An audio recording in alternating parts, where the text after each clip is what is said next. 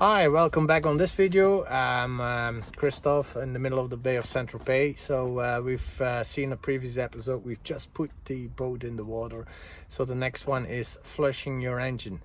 All these engines are cooled with salt water as we are on the sea, and I like to clean them with fresh water from the dock. So how do I do it? I'll show you on this boat, but every boat has got that opportunity. So it might be a bit different on your type, but it depends on engine types and sizes. So I'll show you on the Mercury 150, and maybe later on I've got a 250 as well next to us from our cab camera. But that's a bit different, but they all have the similar type of connections. All right.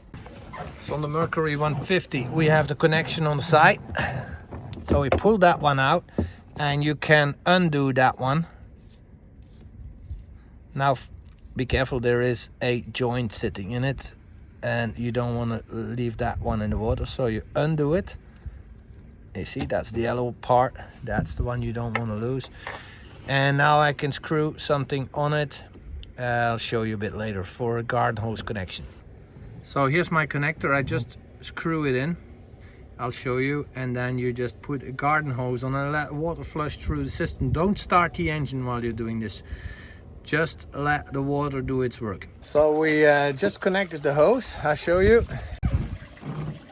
So you just run it off the tap, and in the back you see the water coming out, and as well cooling system water. So basically you just let it run for a while, and that cleans off the salt. It's very good for your engine. At least you know you can clear out most of the salt that is in it, and it extends the life of your engine. You've got thermostats that gets cleaned and temperature and pressure sensors.